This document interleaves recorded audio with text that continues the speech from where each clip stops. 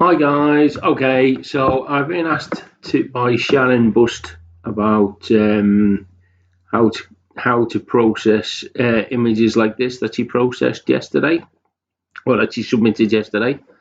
We can see is it's an absolutely brilliant picture. This it's a foggy lake, early morning, a couple of Canada geese or a few Canada geese on there. And Shannon wanted to know how to control the mist and to make the birds pop a little bit. This can be as hard or as simple as you like. And today I just want to show you a really simple, really basic technique that you can use in Photoshop, which can change everything that you do. Use it on any image. Just have a go, have a play. The question is to always ask yourself, is it better or is it worse? It's as simple as that. Is it better than it was? Is it worse than it was? If it's better, great. If it's worse, go back and have another go. So I'm going to look at this picture. It's like I said, it's a great picture. So this is the simple method of processing an image like this. This is what I would do. Okay, so if you go to your into Photoshop and you look at your various little headings at the top, I'm going to go to where it says image. I'm just going to click on image, and you can see on image it gives you some options to automatically control the tone, the contrast, and the color. In my opinion, the color one I never use. I just don't like it. I don't like what it does. But the other two, I actually use quite a lot, and I use it as a kind of as a base. So I start there, but that doesn't necessarily mean where we end up, because you can always change it and add to it or increase different bits of it.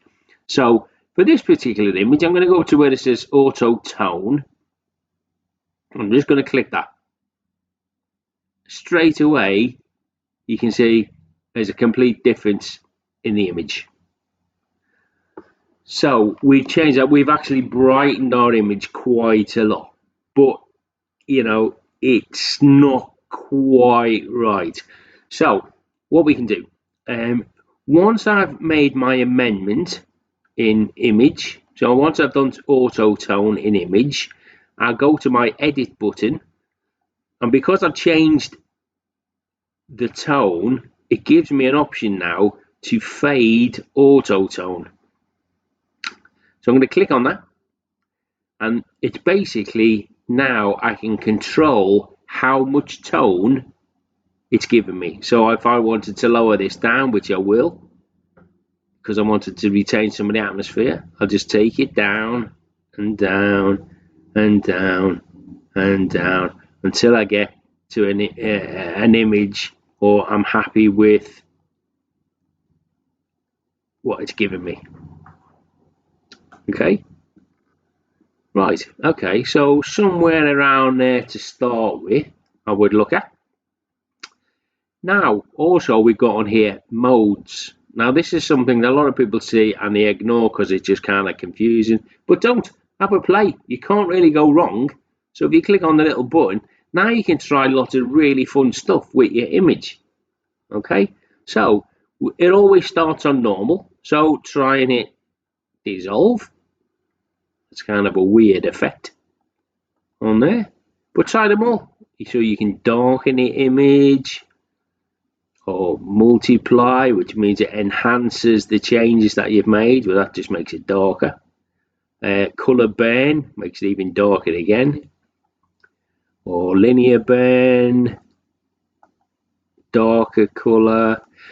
I'm going to go through them all just so you can have a look, but where I'm heading towards on this particular image, I quite like this one actually, but this is lighting, so that could be quite good. But we'll go from. I'm going to end up at luminosity because, in my opinion, I think that's where we will end up. But I'm going to go through them all anyway, just to have a little look. That's quite a nice effect as well. Screen. Color dodge. linear, lighter color, overlay, basically what it says. Soft light, hard light. Get a bit. You can create a little bit of an atmospheric image with some of these. Pin light, hard mix. Definitely just takes everything out. Exclusion. Subtract takes everything out. Divide almost gives you a negative type effect. Hue. So these are your colours really.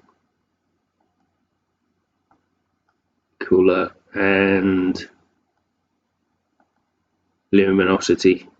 So I kind of think that's where I'd like to be anyway on this one.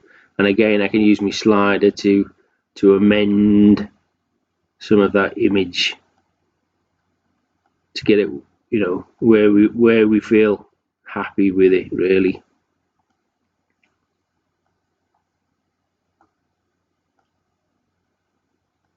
I quite like the atmosphere of it, to be honest. Where it is. So it's brighter in the background, darker in the foreground.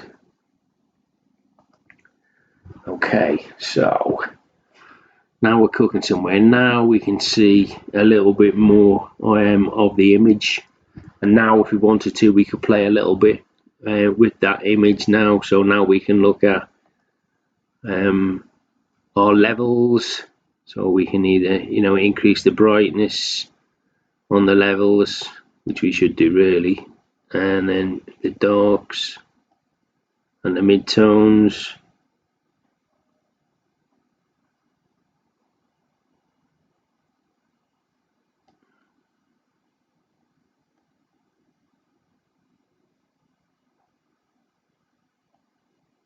Okay, that's cool. I want you to look at the colour. I don't see any reds in this, but we'll have a little look now. Yellows, nope. Greens, nope. Cyans, possibly. Yeah, the water. You can see if I ramp it right up, there's definitely cyans in there somewhere. Blues, yeah, a little bit on the water, maybe. Magentas, don't see any of them. Okay. What else would we look at on an image like this? It's quite a cold image, isn't it? It looks cold and misty. So I don't want to put any warmer tones in there because I quite like that misty look, really. Okay, so that's increased our lightness and changed our image. You've got that misty background, which is really nice. It's darker in the foreground and lighter in the background. If you wanted to change that at all, by the way, we can use one of the tools that's given us. Before we start, what I'm going to do, I'm going to go over to our background layer. I'm going to right click and I'm going to flatten our image. That basically means all of those things, all of those levels that were above it are now combined into our background layer. So that if I now go to filter and go to camera raw filter, I'll show you a couple of tools that I use quite often, which can make a massive difference in all of your images.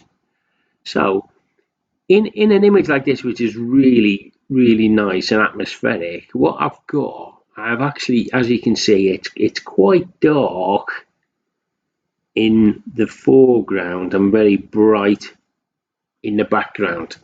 Now, if I wanted to even that out, and I'm not sure if I do, but if I did, what I do, you could obviously just go in and change the exposure, but all that's going to do is change the brightness of the whole image, and I don't really want that. I only want really to brighten up this part of the image.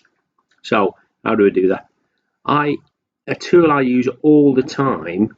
So over on your right hand side, you look at your tools, and you've got this gradient tool. So I'm going to just click on my gradient tool, and I'm just going to draw the line where I want this gradual increase of brightness, if you like. And you can see there you've got a little green spot and a little red spot. What the green spot means, that's going to be where the changes I make now are going to be stronger in this area and not so strong in this area at the top.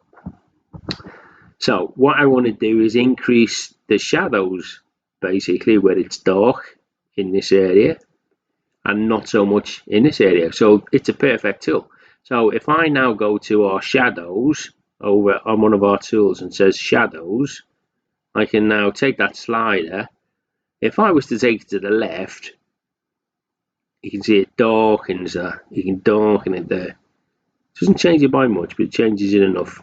And then if I take it all the way over to the right, you can see now it's brightened it down the bottom, hasn't really brightened it much at the top. So I kind of evened out some of them shadows. Yeah. So I actually quite like that. So now, if I was to add another one, so the way to work gradient, once you've used it, the only way to use a different one or add another one is to click off it onto something else and then come back onto it. Otherwise, you end up. So now you can see they're both white. So it means that it is a gradient, but it's not in play at the moment. So I'm going to use a different one. And what I'm going to do exactly the same. I'm going to do it the other way around. I'm actually going to try and darken the top this time. Yeah. And try and leave the bottom where it is, just to see if I can give it a little bit more atmosphere. So I'm going to drag it down this time. You can see my green spot now is on the top. My red spot is at the bottom. So it's going to be whatever I change now is going to affect the top more than the bottom. So just so we can see the difference, what it can make. If I take my exposure down on the top, I can make it darker that way, or if I take it up, I can make it even brighter that way. And that actually doesn't look too bad, does it? It looks really nice, actually. Got a nice effect on it. I might even leave that there. Okay, what I'm also going to do, I'm going to look at the contrast. I'm going to change the contrast. I'm going to take the contrast up so it's more contrasty at the top. Highlights. Let's say down or up. You can see where it just brightens it. I don't need it any brighter than that. So I'm actually going to take that down. I'm going to play with the fog a little bit. The shadows, I can take them down because you can see the trees. It's only a little bit, you can see, but it does make a difference. And I want to try and bring those trees back into play a little bit. So I'm going to take it down a little bit. White. So that's everything that's white. I can take that down, but I don't really want to do that because I want to show that fog. So I'm going to take that up a little bit. Not much, in fact. It's actually only coming up about +3, so it's not very big at all. And the blacks, I won't probably take the blacks down to make it blacker because you've got the little birds and I want them to try and stand out, and the trees. So if I just take that down a little bit, it starts to make those little birds pop a little bit more. Yeah, just to take them in. I'm going to make my dogs a little bit darker there. Brill. Okay, so now we're cooking. I could also go in and change the texture at this point. Okay, so that gives a little bit more definition to our birds and things. The texture itself could use a little bit of texture, but I'm not going to because it's not that type of image really. Okay, I'm going to press OK now. So actually we can see before and after. Yeah. So we're now using the fog to our advantage, if you like. Okay. So if I now look at our image, see, I'm quite liking this now. I think this is starting to take shape a little bit.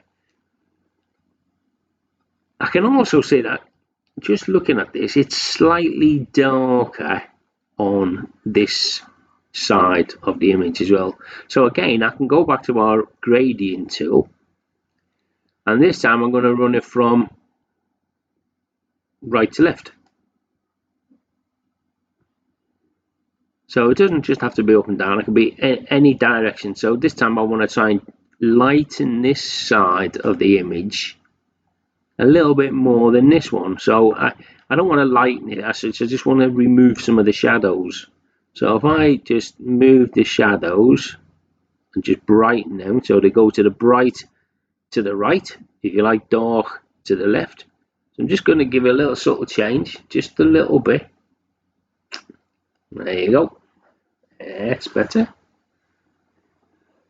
Now there's another tool that I use quite a lot, which is very similar, and this is the Radial Filter. I'm going to click on the Radial Filter. And the Radial Filter works the same way as insofar as I can create a shape, round or oval, and I can change that shape. I can drag that around. So I'm just going to go down and around these two birds at the bottom, and again I can use this to change